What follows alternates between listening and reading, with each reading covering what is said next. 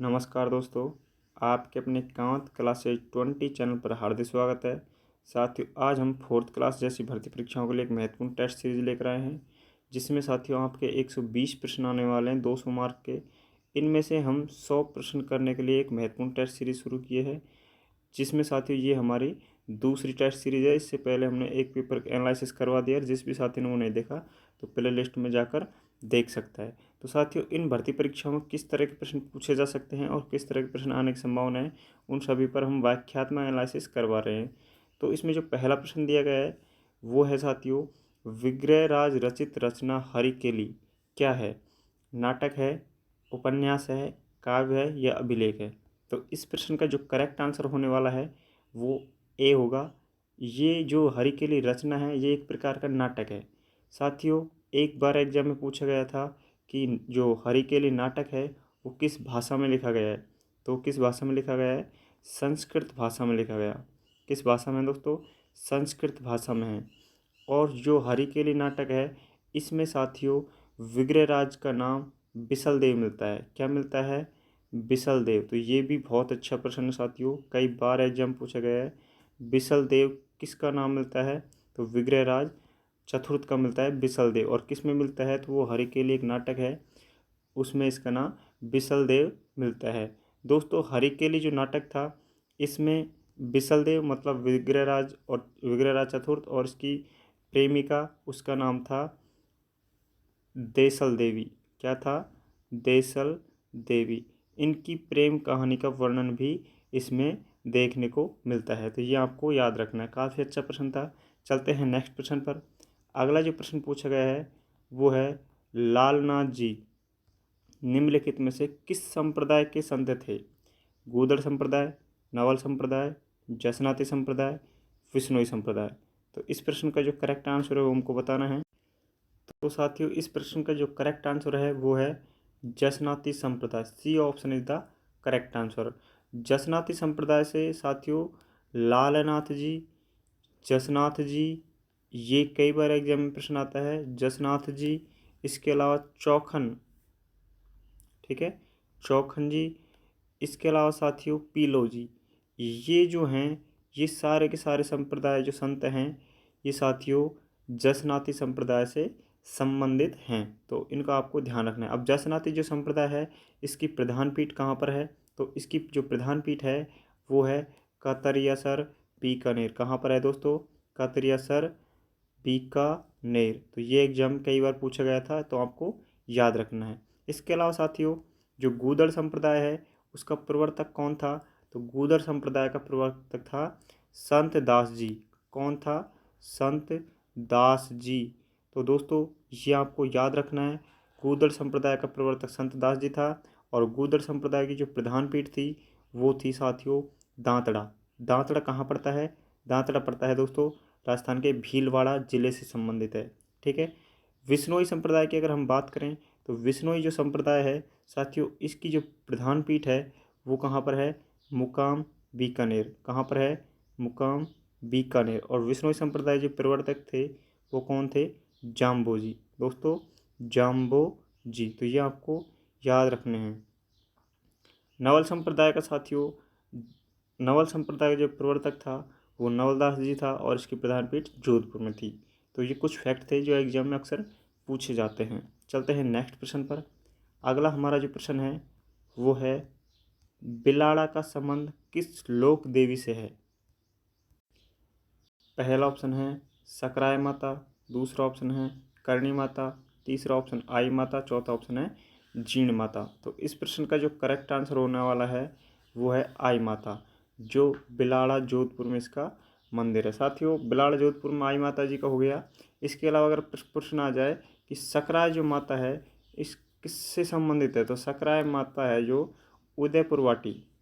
किससे? उदयपुर वाटी। और उदयपुर वाटी जो क्षेत्र है साथियों वो सीकर ज़िले में पड़ता है। कहाँ पर पड़ता है? सीकर ज़िले में। करणी माता का आप सभी को पता होगा, ये देशनोक से संबंधित है। किससे? देशनोक। देशनोक बीकानेर में पड़ता है साथियों, और उससे संबंधित करणी माता है। जीर्ण माता जो है वो किससे संबंधित है? तो वो किस क्षेत्र से संबंधित है?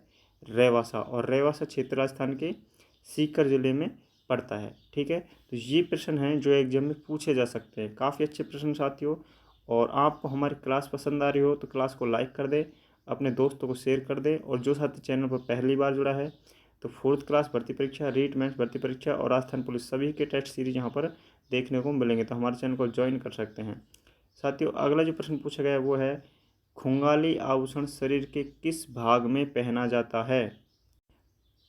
पहला ऑप्शन है कमर, दूसरा ऑप्शन है हाथ, तीसरा ऑप्शन है नाक और चौथा ऑप्शन है गला। तो साथियों, खुंगाली जो आभूषण है वो किससे संबंधित है? तो इसका जो करेक्ट आंसर होने वाला है वो है गला। दोस्तों, खुंगाली के अलावा जो एग्जाम में प्रश्न पूछे जाते हैं उनको मैं बता दूं। एक आभूषण पूछा जाता है तीमणियाँ। तीमणियाँ जो आभूषण है वो गले का आभूषण है और कई बार एग्जाम में पूछा गया है। इसके अलावा साथियों, हंसली आभूषण भी गले का है, जो तो कई बार एग्जाम में रिपीट हुआ है। हंसली बहुत इंपॉर्टेंट प्रश्न आता है साथियों। एक है बजटी, बजटी आभूषण भी गले का ही है। एक साथियों हंसली है, बजटी है। इसके अलावा एक पूछा जाता है ठुस्सी। ठुस्सी आभूषण जो है ये भी साथियों गले का ही आभूषण है। इसके अलावा गुलबंद, तेवरा, ये आभूषण जो हैं ये सारे के सारे किसके हैं? ये साथियों गले के आभूषण हैं जो एग्जाम में कई बार रिपीट होते हैं। चलते हैं नेक्स्ट प्रश्न पर। और अगला प्रश्न जो है चित्रशैली से संबंधित है और कई बार ऐसे प्रश्न आपको देखने को मिलेंगे। चित्रकार निसारदीन और साहिबदीन किस चित्रकला शैली से संबंधित थे? इस प्रश्न के जो सही उत्तर हो सकते हैं साथियों वो हमको बताना है। बीकानेर, जयपुर, मेवाड़ या बूंदी। तो इस चित्रकला की बात करें तो जो मेवाड़ चित्रशैली है उसके निसारदीन और साहिबदीन ये चित्रकार साथियों मेवाड़ शैली से संबंधित है। इसके अलावा एक प्रश्न में पूछा गया था कि मनोहर, मनोहर जो चित्रकार है वो किस शैली से संबंधित है? तो साथियों मनोहर है कृपाराम है और इसके अलावा अल्लाह बख्श। ठीक है, अल्लाह बख्श। ये सारे के सारे जो हैं किससे संबंधित है दोस्तों? मेवाड़ से, जो एग्जाम में कई बार पूछे जाते हैं, तो ये आपको याद रखना है। साथियों, मेवाड़ का जो स्वर्णकाल था चित्रकला का वो किसके शासनकाल में था? तो ये प्रश्न एग्जाम में पूछा गया था, इसलिए मैं आपको बता रहा हूँ। जो स्वर्णकाल था वो था कुंभा के शासनकाल का जो काल था वो कौन सा काल था? स्वर्णकाल था। मेवाड़ का अगर स्वर्णकाल पूछा जाए आपसे तो वो था कुंभा के समय का। चलते हैं नेक्स्ट प्रश्न पर दोस्तों। अगला प्रश्न दिया गया है पन्ना मीना का कुंड स्थित है उदयपुर में, नाथद्वारा में, जयपुर में, जैसलमेर में। तो इस प्रश्न का जो करेक्ट आंसर है साथियों वो होगा जयपुर। पन्ना मीना का जो कुंड या बावड़ी है वो जयपुर में है। इसके अलावा इससे संबंधित जो प्रश्न पूछे जाते हैं साथियों वो है लाल बाग। और लाल बाग राजस्थान के किस ज़िले में है? तो ये आपको पता होना चाहिए। नाथद्वारा राजसमंद में एग्जाम पूछा गया था साथियों अधीनस्थ कर्मचारी चयन बोर्ड द्वारा कि लाल बाग किस जिले में स्थित है। इसके अलावा एक कुंड पूछा जाता है, एक तालाब है, उसका नाम है गढ़सीसर, जो तो कई बार रिपीट किया है अधीनस्थ कर्मचारी चयन बोर्ड ने। तो इस तरह के प्रश्न ही एग्जाम में पूछे जाते हैं जो आपको बिल्कुल सही करने हैं। साथियों, रानी जी की बावड़ी भी कई बार एग्जाम में प्रश्न आई है। तो रानी जी की जो बावड़ी है वो कहाँ पर है? तो रानी जी की बावड़ी भी आपको पता होना चाहिए।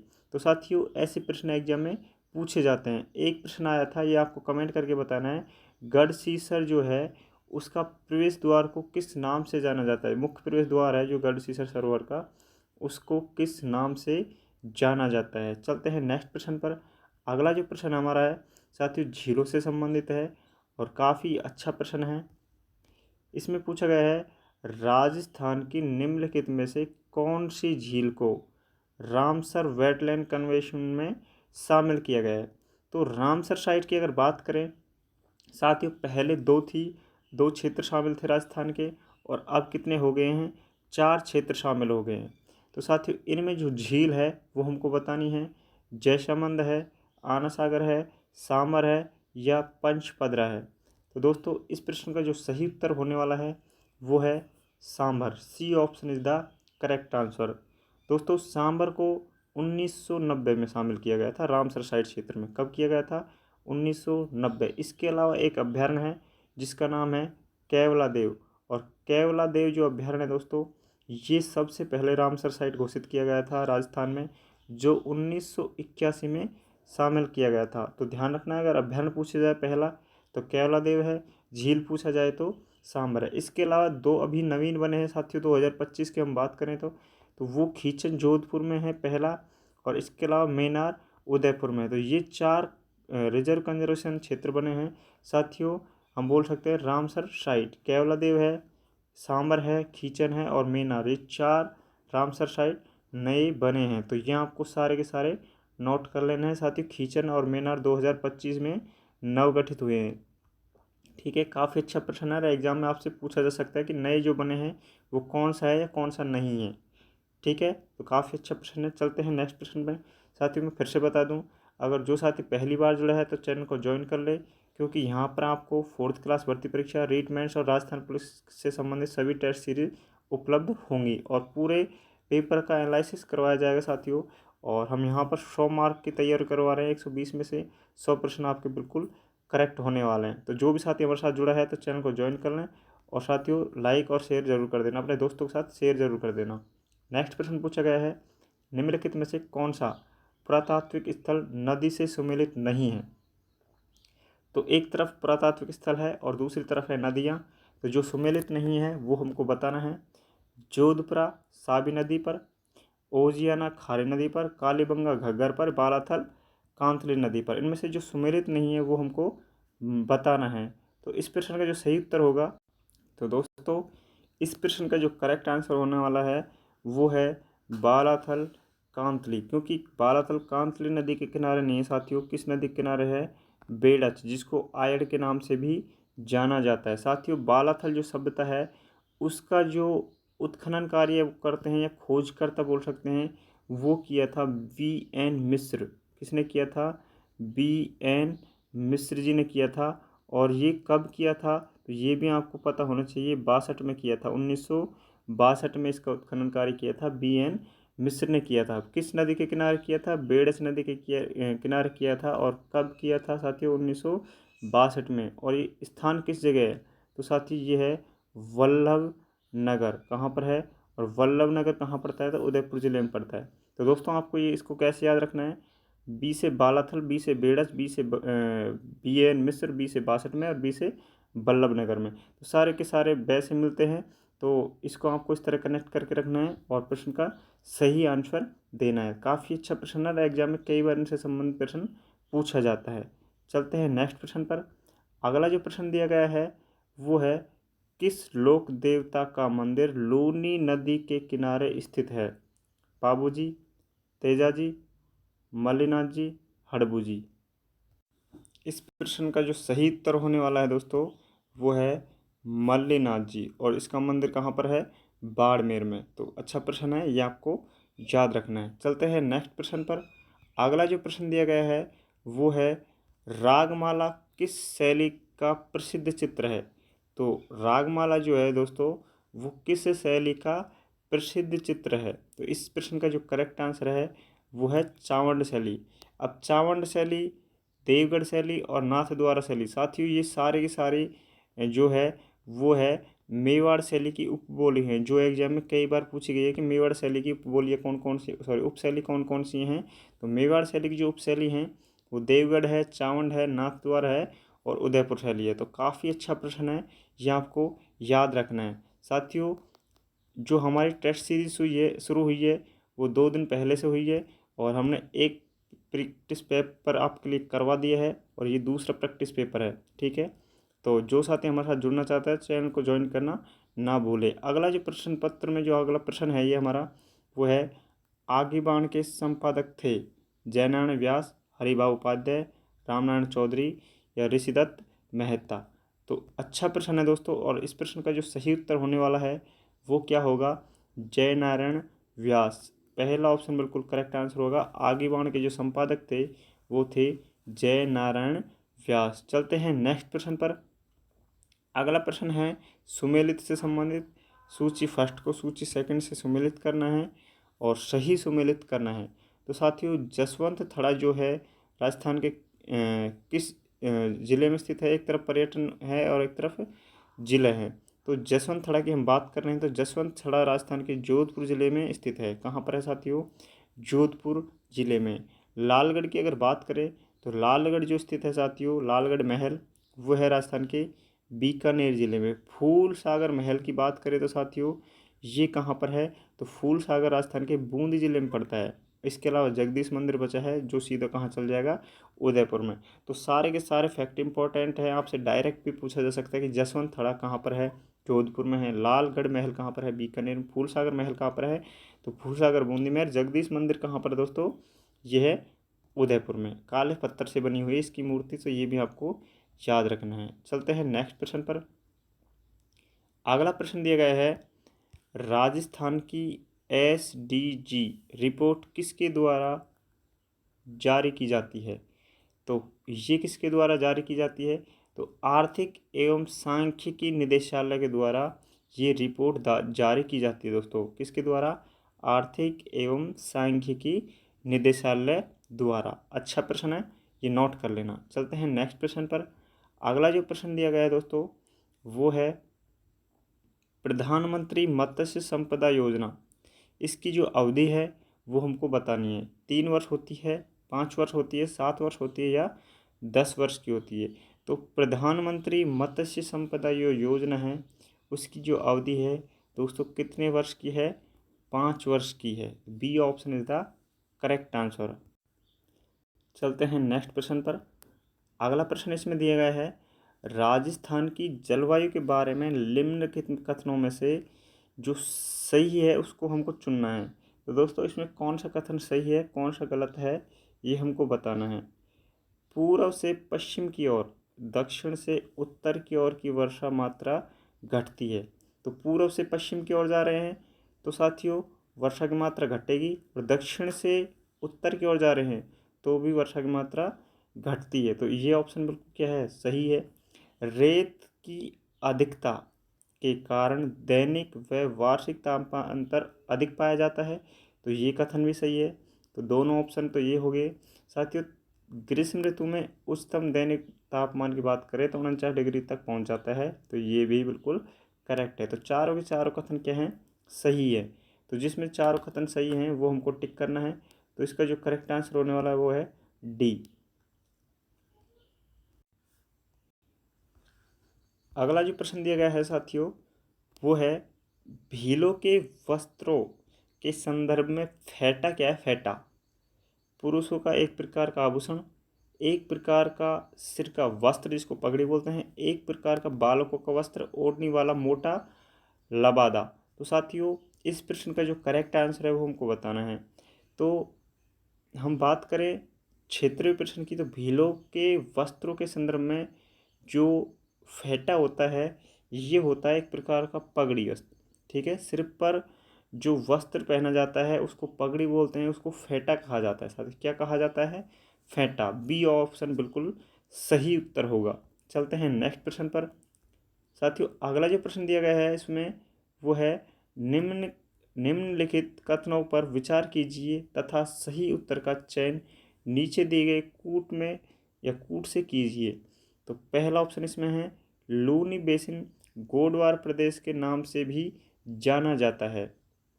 तो ये बिल्कुल सही कथन है। दोस्तों अगला है, गिरवा उदयपुर बेसिन की विशिष्ट आकृति है जो मेवाड़ प्रदेश में है। तो ये भी बिल्कुल कथन सही होगा। घग्गर का मैदान चूरू जिले में स्थित है। दोस्तों घग्गर का मैदान चूरू जिले में नहीं है, कहाँ पर है? हनुमानगढ़। कहाँ पर है दोस्तों? हनुमानगढ़। तो ये ऑप्शन बिल्कुल गलत होने वाला है। तो जो सही कथन है वो पहला और दूसरा होगा। बी ऑप्शन इसका बिल्कुल करेक्ट आंसर होने वाला है। चलते हैं नेक्स्ट प्रश्न पर। अगला जो प्रश्न दिया गया है तुम्हारा वो है, सांसी जनजाति के लोग राजस्थान के किस जिले में मुख्य रूप से पाए जाते हैं? तो सांसी जो जनजाति है ये साथियों एक प्रकार की खाना बदोश, क्या बोलते हैं इसको? खाना बदोश। साथियों खाना बदोश एक जनजाति है जो ये सांसी जनजाति है। ये मोस्टली राजस्थान के भरतपुर और झुंझुनू ज़िले में पाई जाती है।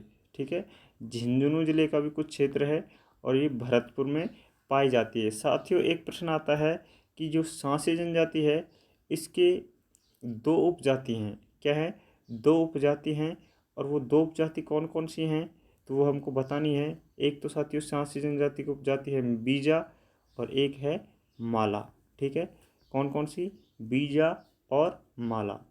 इसके अलावा इसका जो मुखिया होता है साथियों उसको विसा कहा जाता है। क्या कहा जाता है? विसा कहा जाता है, विसा। तो ये फैक्ट भी आपको याद रखना है जो, क्योंकि एग्जाम में ऐसे प्रश्न ही पूछे जाते हैं दोस्तों। चलते हैं नेक्स्ट प्रश्न पर। अगला प्रश्न काफ़ी अच्छा है और इससे संबंधित प्रश्न साथियों काफ़ी एग्जाम में पूछे जाते हैं। कौन सा युग्म सही सुमेलित नहीं है? जो सुमेलित नहीं है साथियों ये कॉपेन के द्वारा वर्गीकरण किए गए जलवायु है। किसके द्वारा? कॉपेन के द्वारा जो जलवायु है उसका वर्गीकरण किया गया है और उससे संबंधित क्षेत्र पूछे गए। AW, BSSW, BWH और CWG ये सारे के सारे कॉपेन के जलवायु के प्रकार हैं। तो दोस्तों इनमें से जो कथन सही सुमेलित नहीं है वो हमको बताना है क्षेत्र विशेष की दृष्टि से। तो CWG अरावली के दक्षिण पूर्वी क्षेत्र से संबंधित है, बिल्कुल करेक्ट है। BWHW जैसलमेर और पश्चिमी राजस्थान बीकानेर ये साथियों ये भी सही है। BSSW बाड़मेर जालौर ये भी सही है। और सही जो नहीं है AW नहीं है दोस्तों। क्यों? क्योंकि ये डूंगरपुर बांसवाड़ा से संबंधित क्षेत्र है। किससे संबंधित है? डूंगरपुर बांसवाड़ा चित्तौड़ इससे संबंधित जो क्षेत्र है साथियों वो होता है AW। कौन सा होता है? AW। तो ये आपको याद रखना है। और एक कोपेन के द्वारा क्या किया गया था? वर्गीकरण किया गया था जलवायु का। चलते हैं नेक्स्ट प्रश्न पर। साथियों अगला जो प्रश्न दिया गया है वो है गोवंश की कौन सी नस्ल मालानी कहलाती है? कांकरेज, राठी, थारपाकर या गिर? तो साथियों इस प्रश्न का जो सही उत्तर है वो कौन सा होगा?